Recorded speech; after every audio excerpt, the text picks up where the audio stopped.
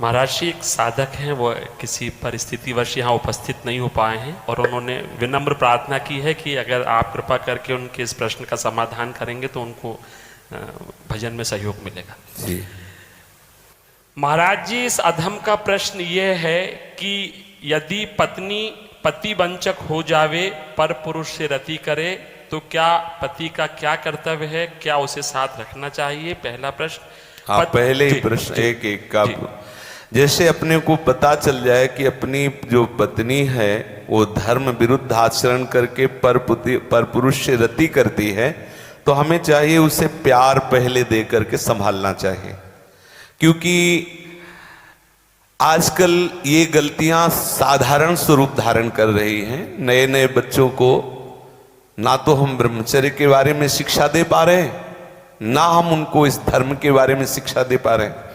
आज की जो नई पीढ़ी है, तो जैसे आज हमारा मन आया तो इस दुकान की वस्तु पाई, कल उस होटल की पाई, परसों उस होटल की पाई, ऐसे वो इन क्रियाओं को एक मनोरंजन समझने लगे हैं। कोई धर्मशास्त्र है वो ऐसा निषेध करता है, ये बात आज तक बच्चों तक पहुंच ही नहीं रही है।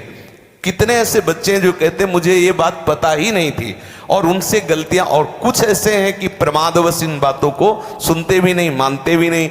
अब क्या हुआ, जब उन बच्चों का ब्याह होगा तो उनका अभ्यास है। जैसे कोई एक बच्चा जब उससे परिचय प्राप्त हुआ तो उसने बताया हमारे 9 गर्ल फ्रेंड हैं। अब अपने लोगों के तो समय में मतलब ये तो अभी यही सुनने को मिलता है। ऐसा तो देहात में विशेष पवित्रता का ये भाव रहता है, ये कभी तो हुआ ही नहीं, ऐसा था ही नहीं। 30-40 वर्ष पहले सब बातें कभी सुनने को नहीं मिली। अच्छा, अब जब 9 हैं तो अब उनके भी कई होंगे बॉयफ्रेंड। अब उनके संबंध कैसे हैं, अब ये तो हम नहीं जानते ना। मित्र बनाना कोई दोष नहीं है, लेकिन मित्र बन के अपनी सीमा में पवित्र रहना ये बड़ी मुश्किल बात है। क्योंकि बड़े बड़े साधक जो जितेंद्रियता के मार्ग पर चलते हैं उनसे भी चूक होने की संभावना रहती। फिर जहां ये प्रश्न ही नहीं है जितेंद्रियता का, जहां साधन का प्रश्न ही नहीं है, वहां पवित्र रहा जा सके, मुझे तो लगता है असंभव, मुझे लगता है असंभव।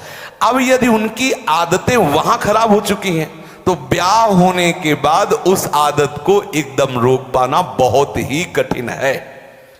उसके मन में आएगा, चाहे जितना सुंदर उसका पति हो, लेकिन वो स्वभाव है, उसने कभी मर्यादा का पालन नहीं किया, तो उससे ये गलती हो जाना स्वाभाविक है, क्योंकि नींव खराब हो चुकी है। अब क्या करे, पहला कार्य पति का है कि उसे प्यार करके, लेकिन ये वही सुधार सकता है जो स्वयं में सुधरा हो। पहले पति को देखना चाहिए कि मैं एक पत्नी व्रत हूं, क्या मैंने कभी भ्रष्ट आचरण नहीं किए, क्या मैं अभी भ्रष्ट आचरण नहीं कर रहा। यदि नहीं तो फिर उसके लिए उत्तर है वो एक बार पत्नी को प्यार से दुलार से संभालने की चेष्टा करे, उसको समझाए कि उसका वो कार्य बहुत बुरा है। पतिवंचक पर पति रति करई, रो रो नरक कल्प शत परई। न जाने कितनी ताड़ना उसको भगवत विधान से मिलती है। यदि आपको पति थोड़ा कुरूप मिल गया है, थोड़ा योग्य नहीं है, और आप ऐसा दुराचार इस भाव से, तो वो बहुत दंड का कारण बनेगा, वो बहुत हानि का स्वरूप है। अब हमें उसके सुधार के लिए उसे प्यार देने की आवश्यकता है, उसे समझाने की आवश्यकता है, उसकी आवश्यकता को हम महत्व दें, उसे प्यार के द्वारा। ऐसा नहीं है जो अंग खराब हो जाता है हम औषधियों के द्वारा उसे पुनः ठीक करते हैं। जब ऐसी स्थिति हो जाए कि पूरे शरीर में सड़न हो तो फिर कटवा देते हैं। जब ऐसी स्थिति हो जाए कि बहुत बार समझाने पर भी धर्म विरुद्ध आचरण, तो फिर अपने भारतीय संविधान में तलाक की व्यवस्था है, फिर वो विधान कर ले। मारने पीटने की जरूरत नहीं है, उसको साबित करके कि आपको बहुत बार समझाया लेकिन आप धर्म विरुद्ध आचरण करते हैं और मैं धर्म के मार्ग में चलना चाहता हूं, इसलिए हम आपको प्रणाम करते हैं, नमस्कार करते हैं, आप अपना मार्ग चयन कर लीजिए। दंड देने का विधान सरकार को है, स्वयं को नहीं। पहले प्यार के द्वारा समझाए, ना समझ में आए तो संबंध खत्म कर दे, लेकिन उसे किसी भी तरह से ऐसे प्रताड़ित ना करे जो हमारे राज्य विधान के विपरीत पड़े, जो हमारे राज्य संविधान के विपरीत पड़े। पहले प्रश्न का उत्तर। महाराज जी, पत्नी के लिए प्रायश्चित क्या है?